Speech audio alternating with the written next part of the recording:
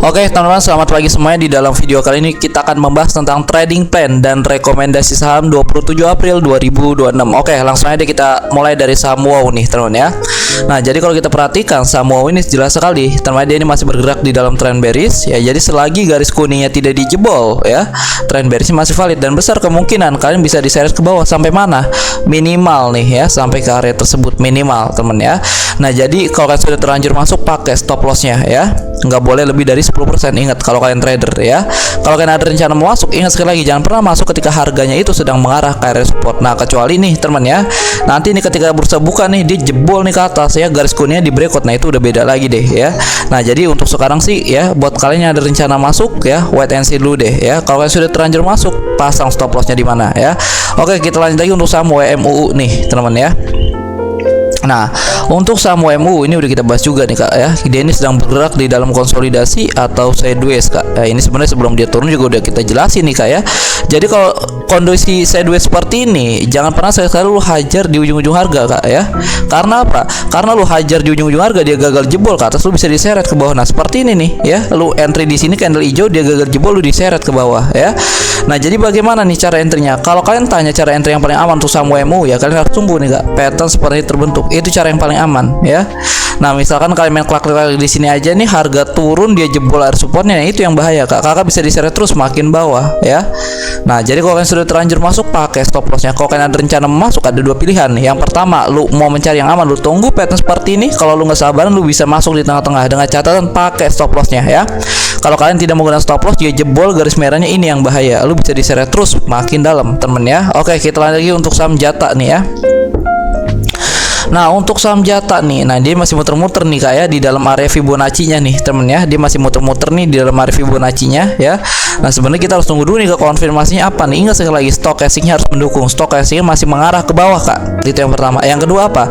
Candle reversalnya nih nggak ada nih temen ya. Kalaupun ada di sini nih ya, nah stochastic-nya belum berada di bawah teman ya. Masih mengarah ke bawah teman ya, belum berada di bawah. Jadi sebisa mungkin nih stochastic-nya nih ya harus berada di bawah garis ungu ini nih, seperti ini nih teman ya, seperti ini nih ya. Nah, kalau itu sudah terjadi, nah itu bagus sebenarnya teman. Kalau udah seperti ya udah, langkah terakhirnya kalian tinggal menunggu candle reversal aja. Nah, kalau sekarang sih belum ada sih teman ya. Stochastic-nya masih mengarah ke bawah dan candle-nya masih tebal-tebal dan kita masih wait and see, nggak ada posisi dulu untuk saham Jata. Oke, kita lanjut lagi untuk saham MDKA. Untuk saham MDKA juga sama nih, dia sedang bergerak di dalam kondisi sideways temen ya, atau konsolidasi. Jadi kalau kalian tanya cara masuk yang paling aman seperti apa ya, kalian harus tunggu nih kak ya. Dia jebol ke atas nih ya, kalian jangan ambil, dia retest kalian ambil. Nah, itu cara yang paling aman ya.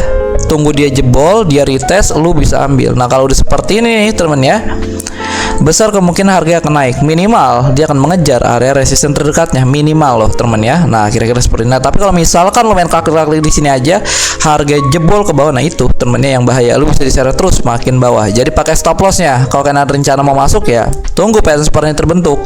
Kalau kalian mau spekulasi ya silakan aja, tapi pakai stop lossnya. Oke, kita lanjut lagi untuk saham Atla nih ya. Oke, untuk saham Atla, dia ini sudah mulai transisi nih kak, kemarin udah kita bahas. Nah, tapi di sini nih kalian perhatikan deh ya.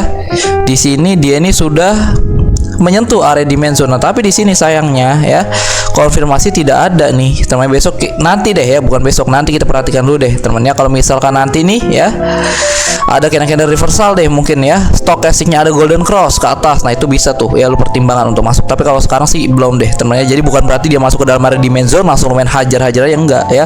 Lu tunggu dulu konfirmasi candlenya atau stochastic-nya golden cross ya, lu tunggu dulu baru deh ya bisa dipertimbangkan untuk masuk. Stop loss-nya bisa kalian setting di bawah candle reversal.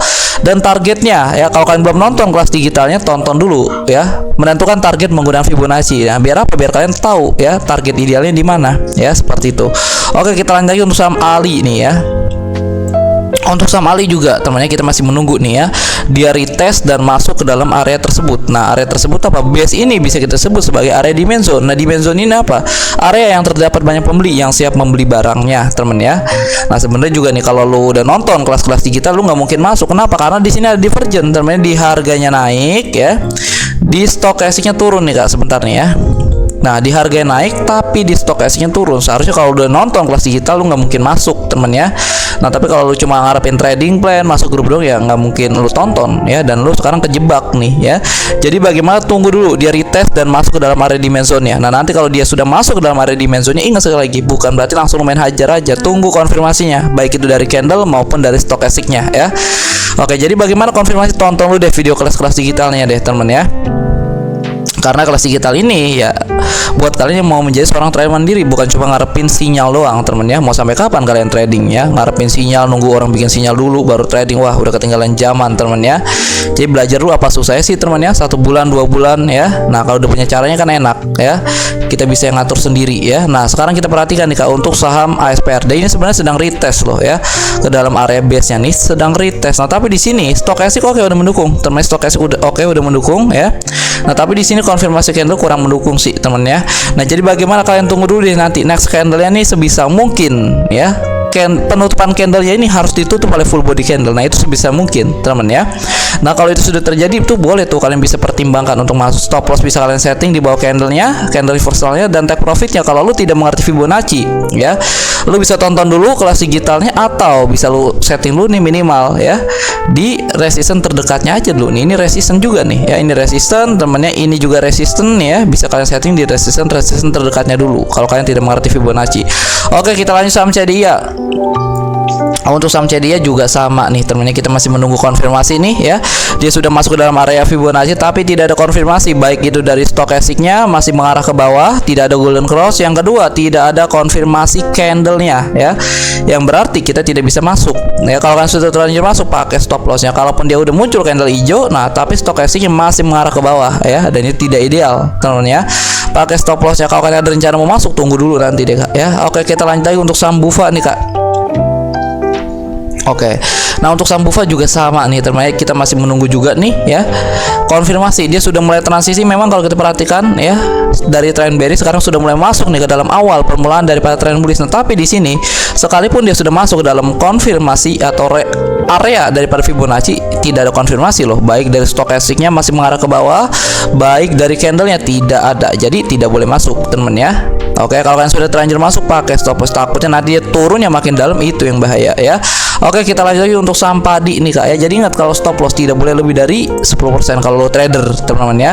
Nah, tapi kalau udah lebih dari itu, lu nggak cocok deh trader. Karena apa? Karena lu masih pakai perasaan ya. Udah salah ditahan-tahan jadi 20%, jadi 30%. Nah, itu aneh banget sih menurut saya, teman ya. Mudah-mudahan aja lu masuknya nggak banyak. Kalau masuk lu banyak, wah hilang setengah duit lu tuh ya. Jadi nggak boleh tuh ya lebih dari 10% ya.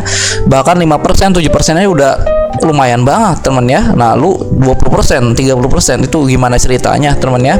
Oke, kita lanjut lagi untuk saham padi nih. Untuk saham padi juga sama Kak. Dia sedang bergerak di dalam konsolidasi atau sideways. Nah, jadi kalau kalian tanya cara masuk yang paling aman seperti apa untuk saham padi, ya tunggu nih ya.